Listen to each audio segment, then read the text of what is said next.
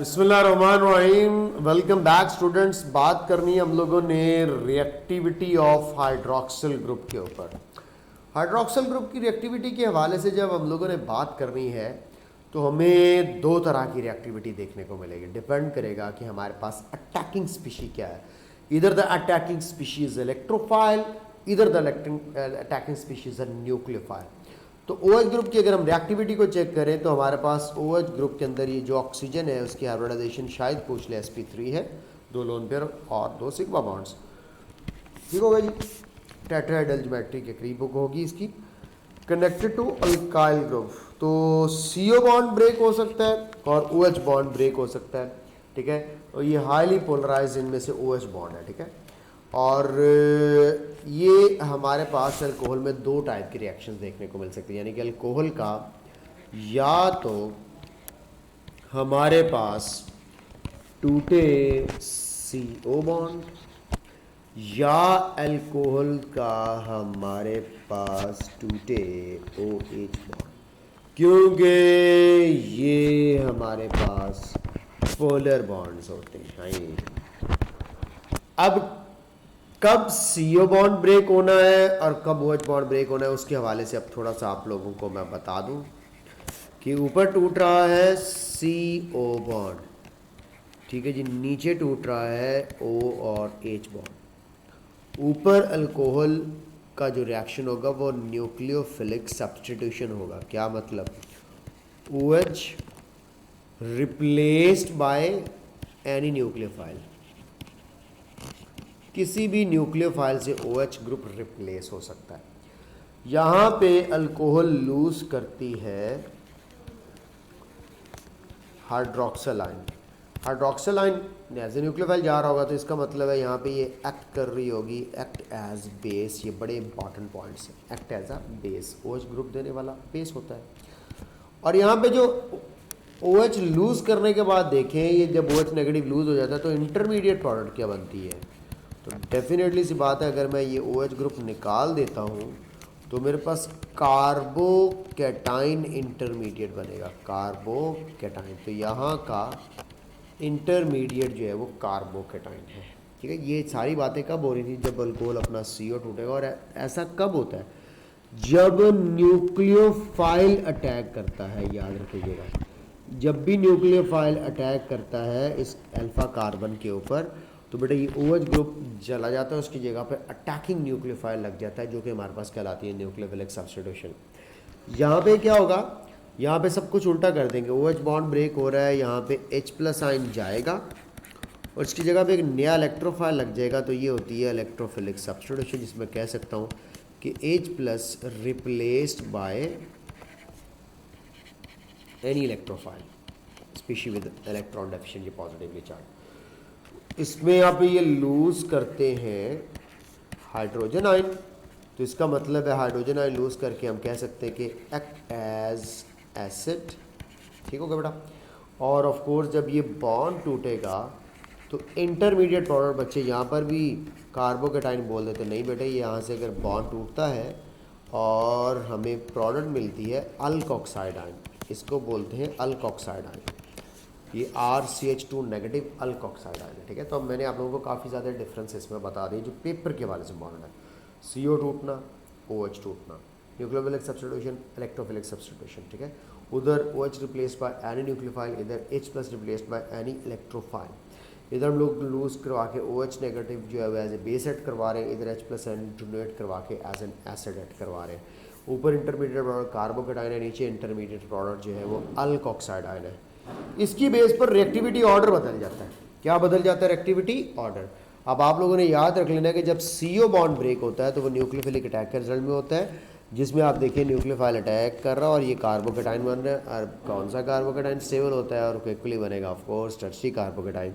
तो that's why जब CO bond break होता है तो ये अल्कोहल का रिएक्टिविटी ऑर्डर है। प्राइमरी अल्कोहल, जैसे कि मैंने बोला था ना, नर्सरी अल्कोहल, यहाँ से प्रूव है कि जब प्राइमरी अल्कोहल लिख दिया तो उसके बाद अलहदा से मैथनॉल लिखा हुआ हमारी बुक के अंदर, उसको अलहदा से लिखने की ऐसा कोई ज़रूरत नहीं है, लेकिन फिर भी आपको बताना पड़ता है कि उसको भी प्राइमरी अल्कोहल कह सकते हैं। देखो रिएक्शन है सीधे सीधे आपसे कहता है यार SOCl2 pyridine के साथ रिएक्शन है और ये अल्काइल हैलाइड की सिंथेसिस करेगा। इसमें बेस्ट मेथड इसलिए पता है कहते हैं कि इसके अंदर ये जो प्रोडक्ट्स बनती है ये गैशियस प्रोडक्ट्स बनती है, उड़ जाती हैं और पीछे हमें प्योर प्रोडक्ट मिल जाएगी। तो ये होता है बेस्ट मेथड। अब सिलेबस में तो नहीं लेकिन फिर भी बता रहा हूँ, best method for purity of product. लेकिन प्योरिटी अगर मकसद ना हो, यील्ड अगर मकसद हो, तो फिर आप PCl 5 या PCl 3 के साथ रिएक्शन करवा करके भी जो है वो ज़्यादा यील्ड ऑब्टेन कर सकते हैं। खैर है नहीं सिलेबस में, लेकिन मैंने आइडिया दे दिया। ये बेस्ट प्रोडक्ट है क्योंकि जो बाय प्रोडक्ट्स बनती हैं वो गैशियस प्रोडक्ट्स है, तो हमें प्योर प्रोडक्ट पीछे ऑब्टेन हो जाती है। ZnCl2 और HCl का रिएक्शन भी अल्काइल हैलाइड बनाता है, जिसको ल्यूकस टेस्ट भी कहते हैं। प्राइमरी सेकेंडरी और टर्शियल अल्कोहल में डिस्टिंग्विश करने के लिए भी थोड़ा सा इसको आइडिया भी दे देता हूँ। थोरियम ऑक्साइड और अमोनिया के साथ रिएक्शन एमाइंस बनाते हैं। अब देखो यहाँ पे अल्काइल हैलाइड बन रहे हैं और एमाइंस बन रहे हैं। ये वो रिएक्शन थे जिसमें आप लोग देखोगे OH replaced by chlorine, OH replaced by chlorine, OH replaced by NH2। तो दैट्स वाई ये सारे कहलाएंगे न्यूक्लियोफिलिक सब्स्टिट्यूशन, जैसा कि मैंने अभी आप लोगों को थोड़ी देर पहले इसके बारे में बताया।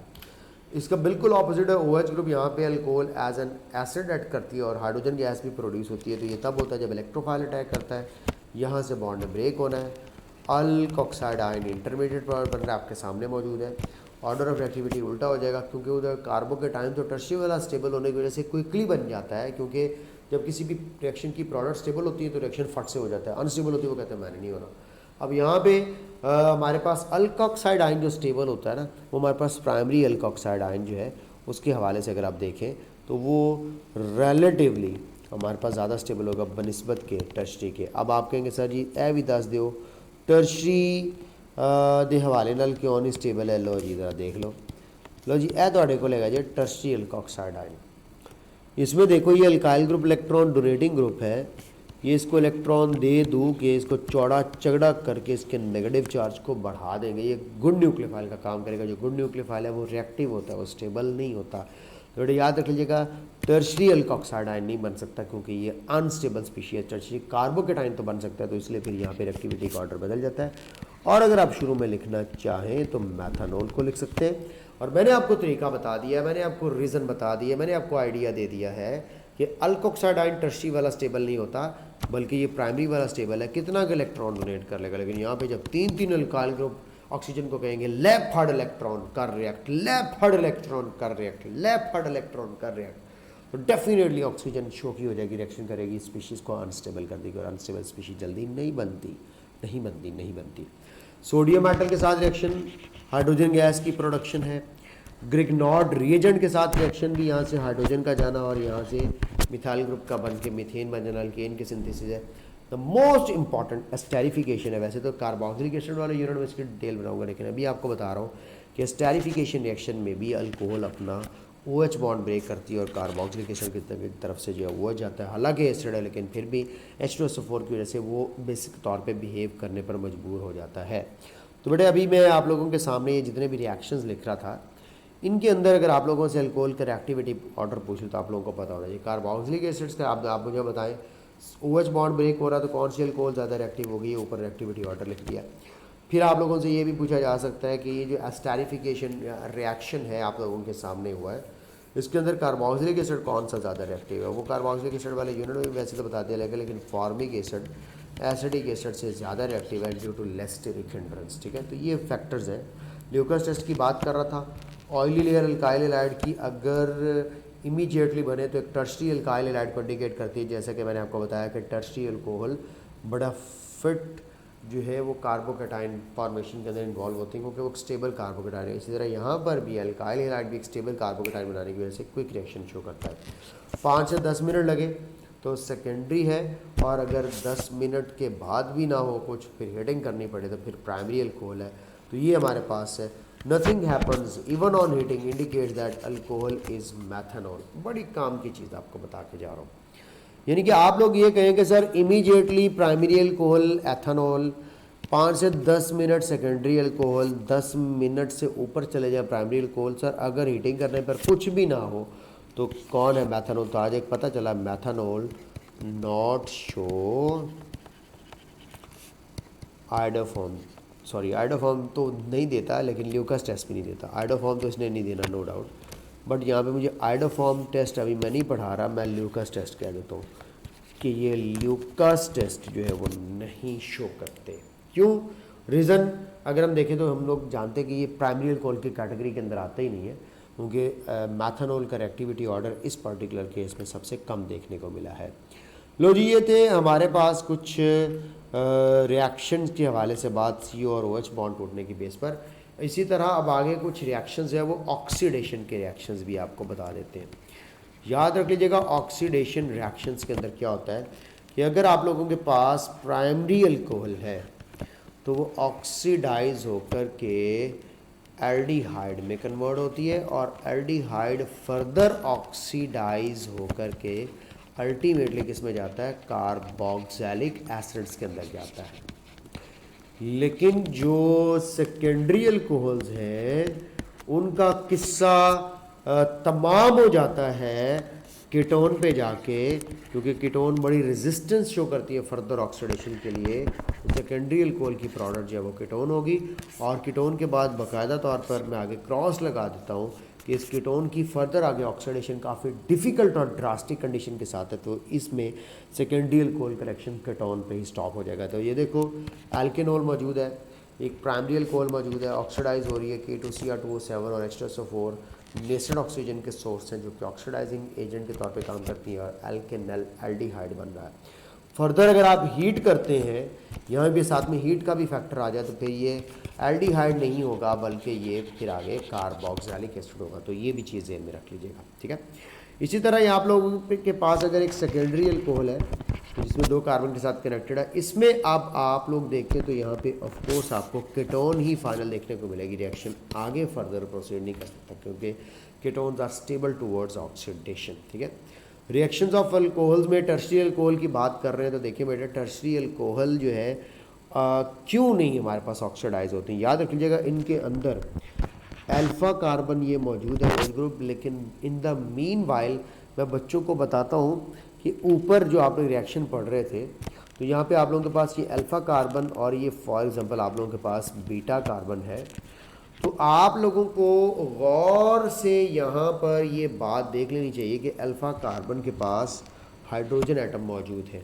जब अल्फ़ा कार्बन के साथ हाइड्रोजन एटम मौजूद है तो वो एल्डिहाइड्स और कीटोन्स बना सकता है। ये देखो, इसके पास भी हाइड्रोजन मौजूद है, अल्फ़ा कार्बन है। लेकिन जैसे ही आप टर्शियल अल्कोहल के पास आते हैं तो टर्शियल अल्कोहल में अल्फ़ा हाइड्रोजन मिसिंग है, अल्फ़ा हाइड्रोजन मिसिंग है।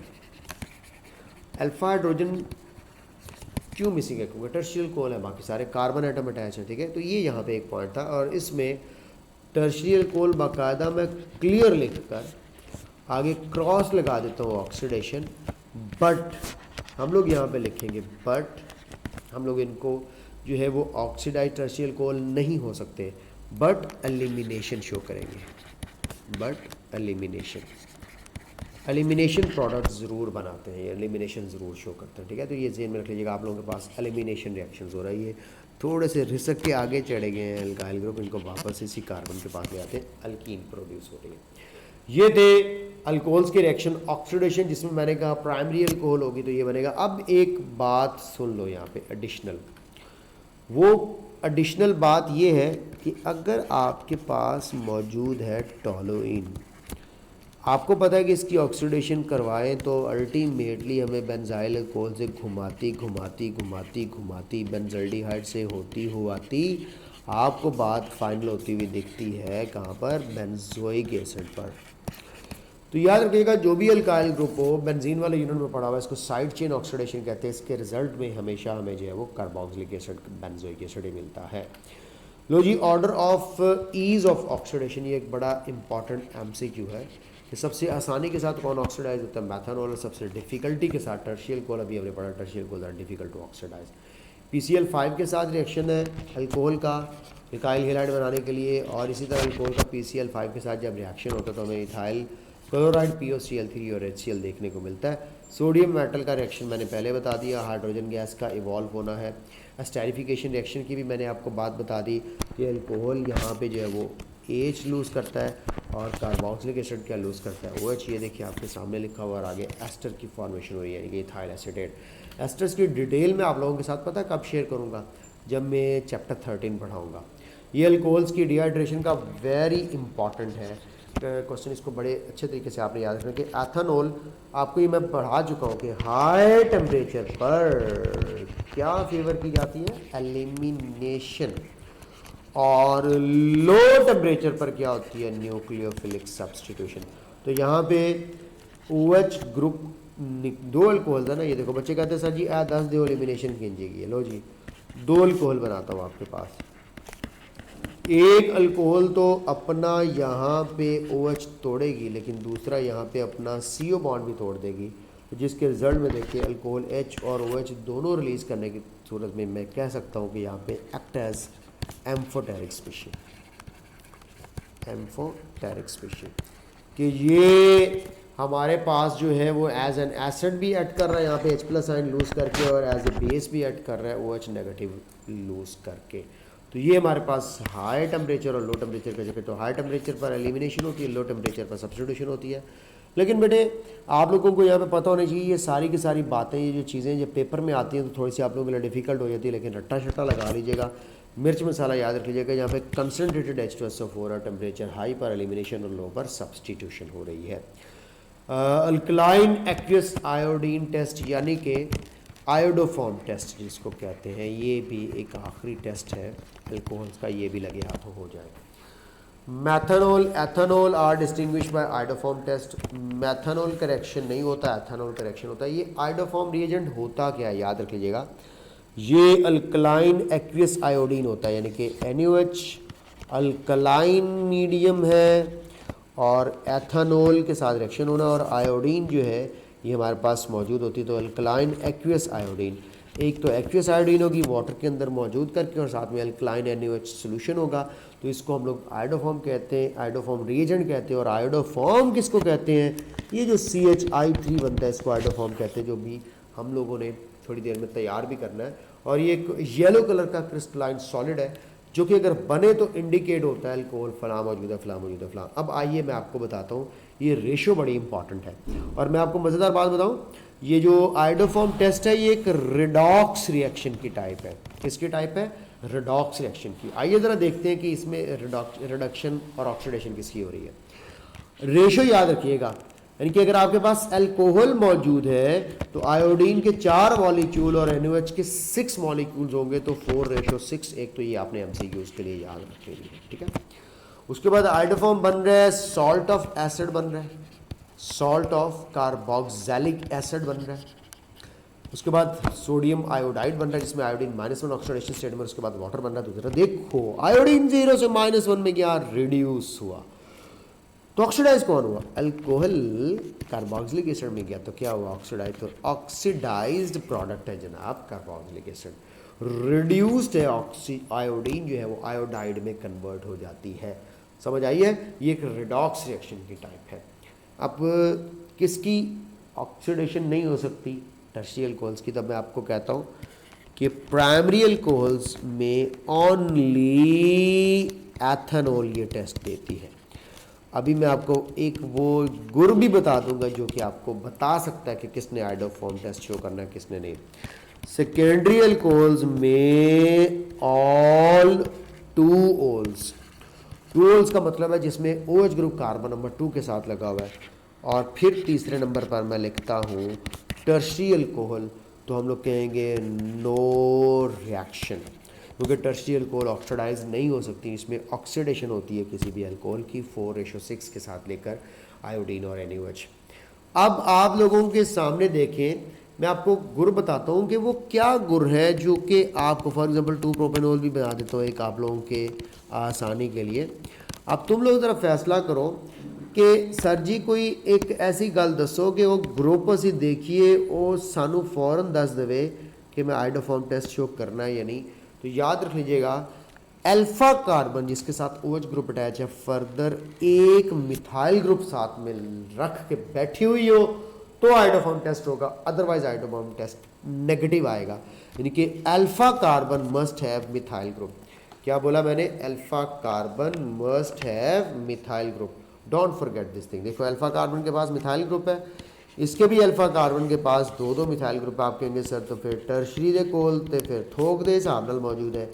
बेटे है तो सही, इसके अल्फा कार्बन के पास मिथाइल ग्रुप और एक भी नहीं है, दो भी नहीं है, तीन तीन है, मगर ये कमबख्त ऑक्सीडाइज नहीं होती। तो देखो इसमें अल्कोहल ने एसिड का सॉल्ट बनाना तो ये आसानी से ऑक्सीडाइज नहीं होती। तो ऑक्सीडेशन का आपको पीछे मैंने ऑर्डर भी बता दिया। तो फिर आज के बाद आप याद रख सकते हैं कि कोई भी ऐसी अल्कोहल जिसके अल्फा कार्बन के पास मिथाइल ग्रुप अटैच है वो आयोडोफॉर्म टेस्ट शो कर सकता है। ये थी आप लोगों के पास अल्कोहल की कुछ रिएक्टिविटी के हवाले से बातें। फिनोल की तरफ जाने से पहले एक छोटा सा टेबल है जो मैंने बुक में भी शामिल किया। Among primary alcohols only ethanol, all secondary alcohols possessing OH group with the second position alkane two ols iodoform test के लिए पॉजिटिव है, येलो प्लस प्लस बनाएंगे और टर्शियल अल्कोहल ये काम नहीं करेंगी। डन डन आ डन डन। आप कहेंगे सर जी what about benzyl alcohol, what about phenol? तो बेटा इनमें से कोई भी आयोडोफॉर्म टेस्ट शो करने वाला नहीं है। जो करते हैं वो मैंने आपको बता दिया, आपके सामने ये तीनों केसेस रख दिए। अपना ख्याल रखिएगा, अगली वीडियो देखिएगा फिनोल के बारे में। खुदा हाफिज़।